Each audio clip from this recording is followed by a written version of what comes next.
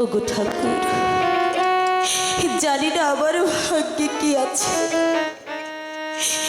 তবে আমার স্বামী যেখানেই থাকুক সে যেন ভালো থাকে ঠাকুর। জানি না বিনা দোষে রঞ্জিত রাজা আমায় বন্দি করে রেখেছে।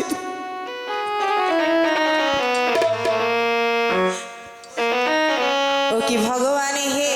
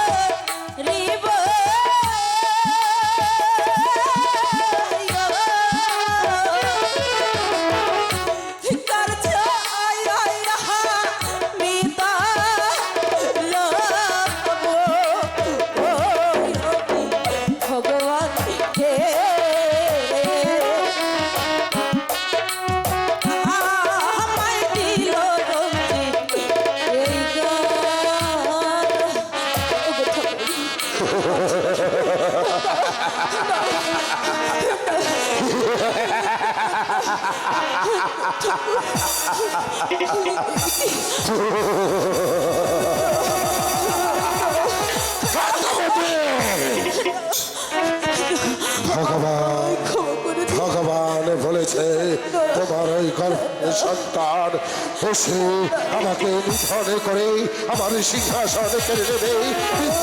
আমি সবই কিছু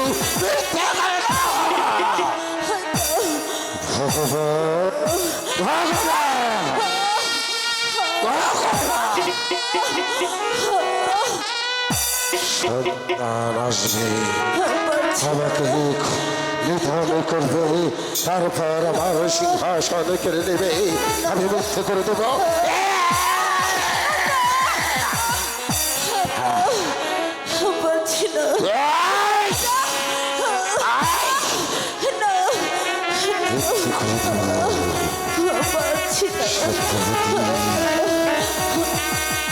ভগবানের কথা আমি মিথ্যে করে দেব।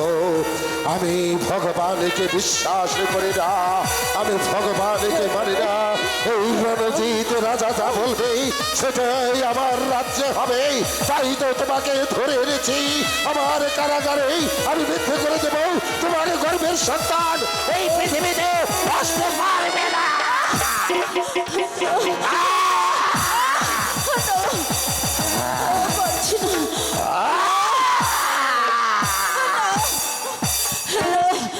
রাজানে হে,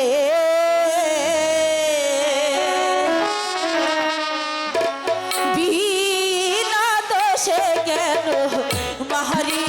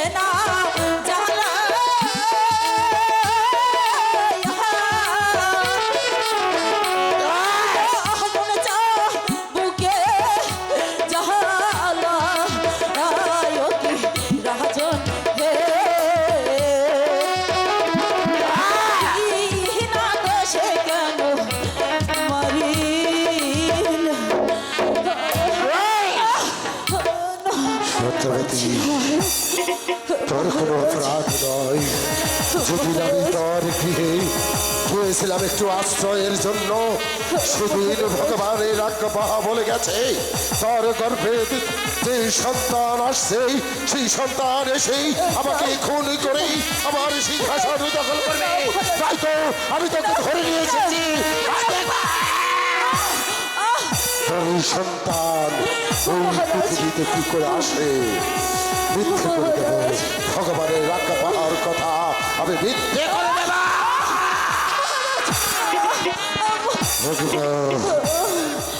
বেশ, আজকের মতো করে দিলাম নারী, কালকে আমি আবার আসবো।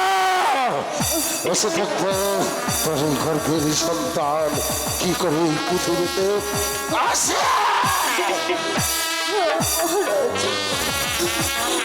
আজকের মতো এখানে সেই ভগবান ভালো করে পাহারা দেবে। সত্যবতী যেন কারাগার থেকে পালিয়ে যেতে না পারে, আর যদি পালিয়ে যায় তাহলে বুঝিস একেবারেই এই পৃথিবী থেকেই আমি তোকে সরিয়ে দেব। আছে মহারাজ।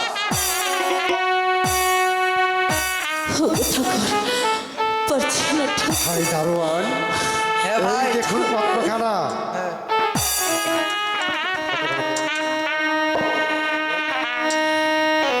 ঠিক আছে ভাই, তুমি এখানে দাঁড়াও, আমি অন্য কারাগারে নিয়ে যাচ্ছি।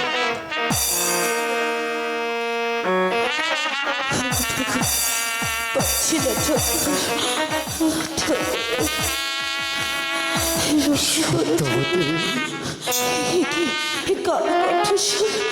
এ তো আমার পরিচিত মনে হচ্ছে। সত্যবতী, না, এ যে আমার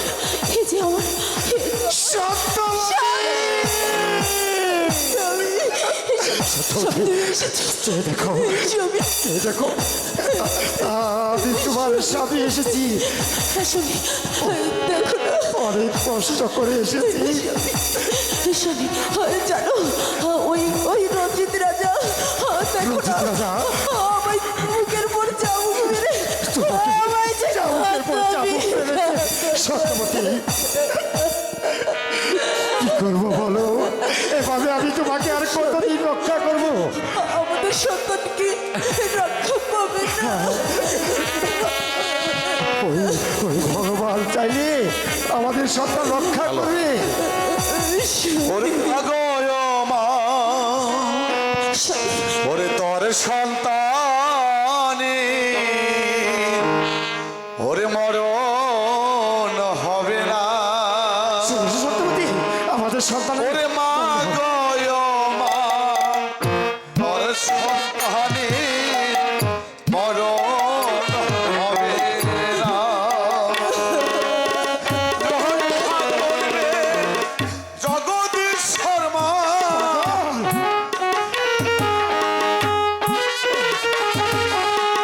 রক্ষা করবে জগদীশ্বর মা, ধ্বংস কিন্তু হবে না রে।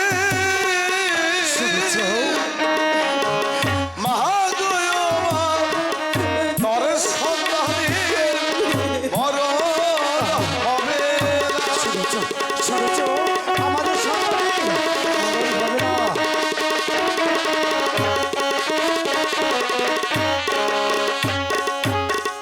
জগদীশ্বর যার বাক্যে যা লিখেছে রে ওরে মা,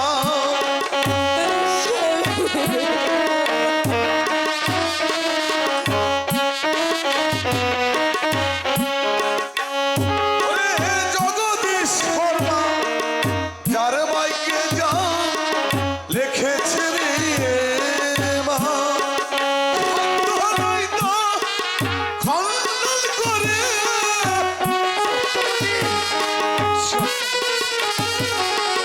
ব্যথা তুমি ভেব না মা গয় মা, তোর সন্তানে মরণ হবে না। মা গয় মা,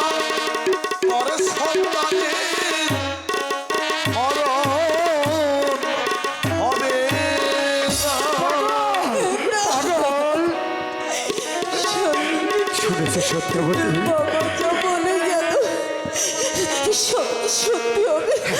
আমাদের সন্তানের কিছু হবে না। পাগলের কথা সত্য হলে হতেও পারে। ওই ভগবানকে ডাকো। সত্যবতী, আমি পরস্পর শুনতে পারলাম ওই ধাত্রী দ্বারা তোমাকে নাকি বিষ খাওয়ে হত্যা করবে। তাই তাই আমি কৌশল করে এই দরবারে চাকরি নিয়েছি।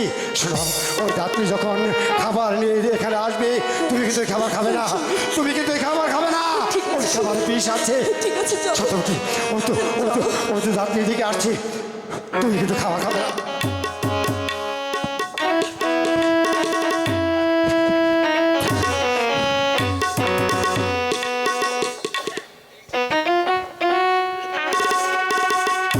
দেখি আজকে দেখছি নতুন প্রহরী।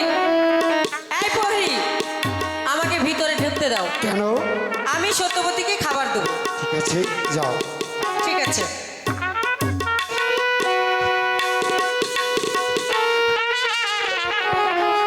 সত্যবতী, দিদি খাবারটা তুমি খেয়ে নাও। ঠিক আছে দিদি। দিদি হ্যাঁ বলো। একটি কথা বলবো? ঠিক আছে বলো। তুমি তো আমার জন্য খাবার এনেছো, কিন্তু জল কোথায়? ও, আমি তো জল আনতে ভুলে গেছি। তুমি খাবারটা খাও, আমি এক্ষুনি গিয়ে জলটা নিয়ে আসি। হ্যাঁ, ঠিক আছে। খেয়ে নিও খাবারটা কিন্তু।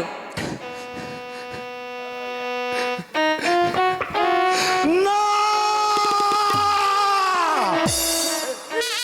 এই খাবার তুমি খাবে না। এই খাবার খেলে যে তোমার মৃত্যু হবে। আমাদের কলিজার টুকরা আর দেশে পৃথিবীতে আসবে না। ওই তো আসছি, তুমি যাও। ঠিক আছে, ওই ধাত্রী যদি জিজ্ঞাসা করে তুমি খাবার কি করেছো, তুমি বলবে আমি সব খেয়ে ফেলেছি। বিশ্বাস না হয় তুমি এই দারোয়ানকে জিজ্ঞাসা করে দেখো।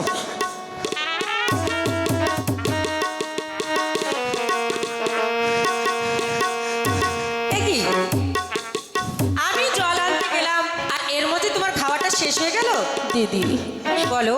আমি যে বড় ক্ষুধার্ত, তাই আমি সবগুলো খাবারই খেয়ে ফেলেছি। তাই? তোমার বিশ্বাস না হলে নতুন প্রহরীকে জিজ্ঞেস করে দেখো। আচ্ছা প্রহরী, সত্যবতী কি সব খাবার খেয়ে নিয়েছে?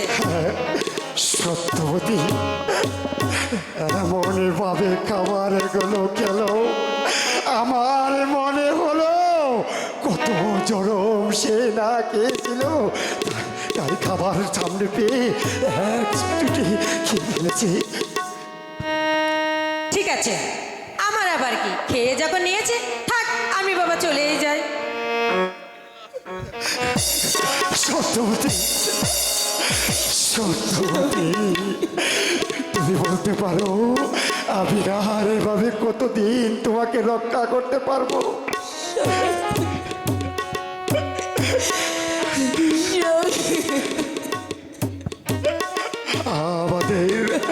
আমাদের ওই ভগবান যারা আর কোনো উপায় নেই। ওই ভগবান যদি চায় তাহলে হয়তো আমাদের সন্তান যাও। চলে আসো আমার সাথে। আজ থেকে তোমাকে ওই নতুন কারাগারে থাকতে হবে। এটা মহারাজের আদেশ। ঠিক আছে, তাই চলো।